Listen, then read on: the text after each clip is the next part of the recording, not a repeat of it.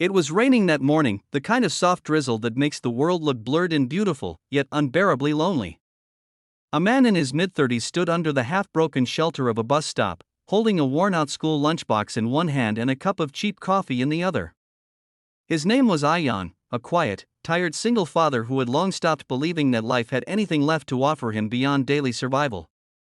His shirt was damp, his hair clung to his forehead, and his eyes, those deep, exhausted eyes, carried a story that no one ever asked to hear if he wasn't waiting for anyone, yet life made him wait for everything, and then, like a scene written by fate itself, a tiny voice cut through the drizzle. "Sir, could you please pretend to be my daddy, just for one day?" For a moment, time stopped. Ayaan turned, startled, to find a little girl no older than 7, standing there with trembling hands clutching a half-torn notebook.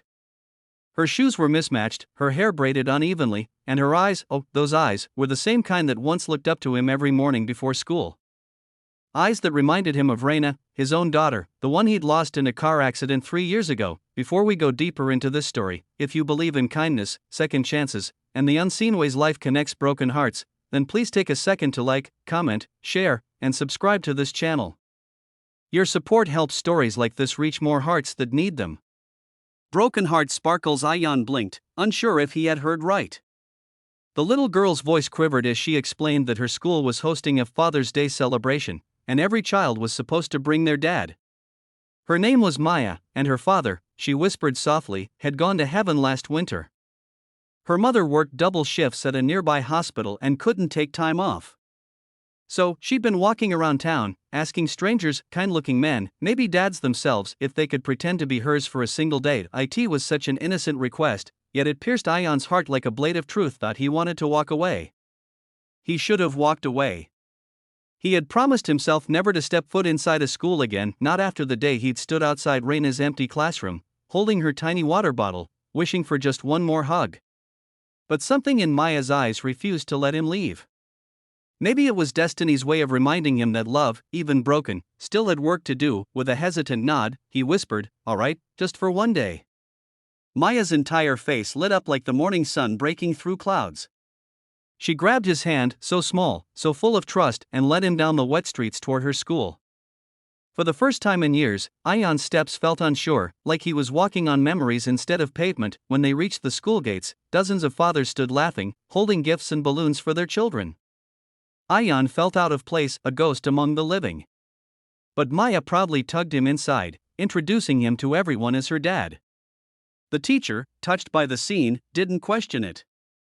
And so began a day that neither of them would ever forget. The children played games with their fathers, throwing paper airplanes, painting portraits, and sharing stories. Maya couldn't stop smiling. She painted a picture of herself holding hands with her dad, her crayon strokes clumsy but full of color. Ayaan sat beside her, watching the world he'd lost being rebuilt through the laughter of a little girl who asked for nothing but a borrowed moment of love. As the hours passed, he found himself laughing, genuinely, for the first time in years. Maya told him about her favorite cartoon, about how her mom sometimes forgot to eat because she worked so hard, and about how she missed having someone to read bedtime stories. Every word cracked open a space in Ayaan's chest that had long been sealed shut by grief. When the event ended, Maya's teacher handed each child a card that said, "Thank you for being my hero, Dad." Maya ran up to Ayaan, breathless, and said, "You're my hero today, Daddy," before wrapping her tiny arms around his waist, and that was it. That one small hug shattered the walls he'd built around his heart.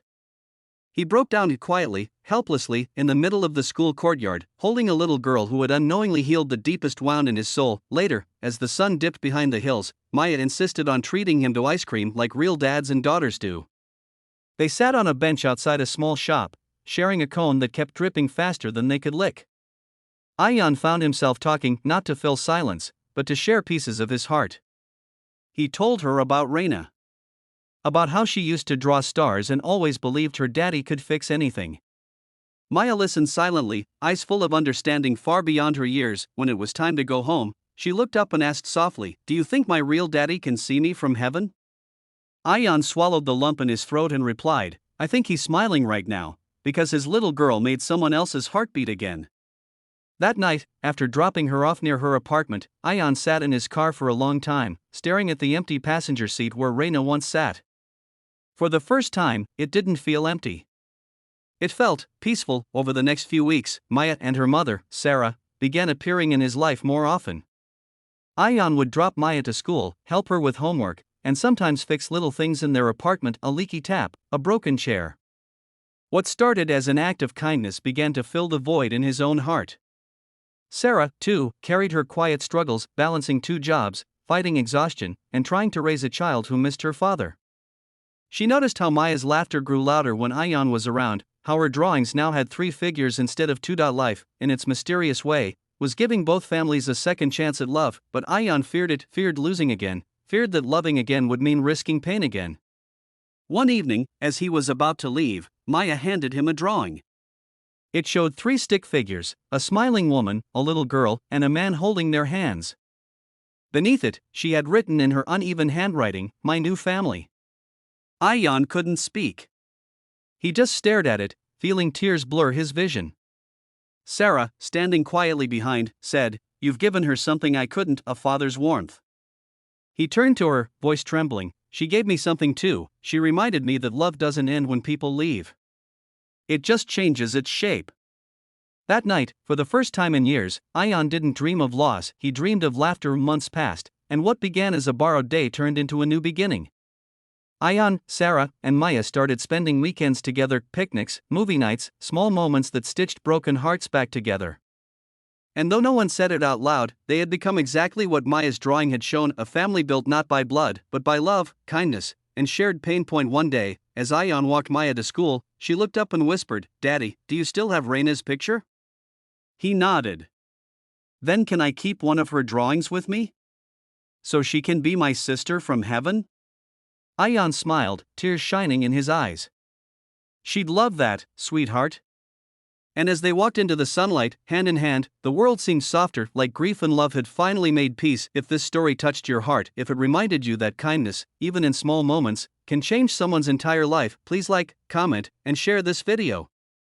And don't forget to subscribe to the channel so more souls can find stories that heal, inspire, and remind us of the beauty of second chances.